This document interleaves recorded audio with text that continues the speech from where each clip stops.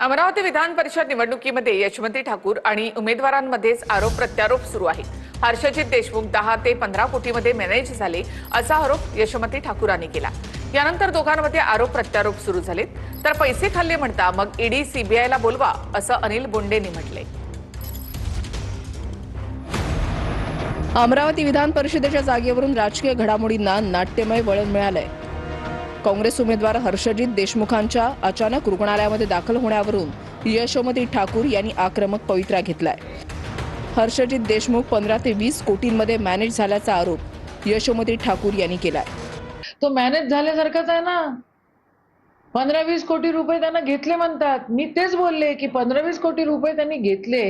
एवढी कॅश आणि एवढा व्यवहार जर हवा होतोय तर मग होम मिनिस्ट्री करते तरी काय आहे? तर पैसे खाल्ले तर चौकशी तरी करायला पाहिजे। त्यांच्या पक्षांतर्गत चौकशी करावी, नाही होत असली तर ईडीला बोलवावं, सीबीआयला बोलवावं। काँग्रेस उमेदवार हर्षजित देशमुखांवर रुग्णालयामध्ये उपचार सुरू असल्यानं काय भूमिका घ्यायची या संदर्भात यशोमती ठाकूर, जिल्हाध्यक्ष बबलू देशमुख, खासदार बळवंत वानखेडे यांच्यासह काँग्रेसच्या प्रमुख नेत्यांची अमरावतीमध्ये बैठक होणार आहे। तर उमेदवारांची माघारी आणि रुग्णालय भरतीवरून महाराष्ट्र काँग्रेसची नामुष्की पाहायला मिळतेय।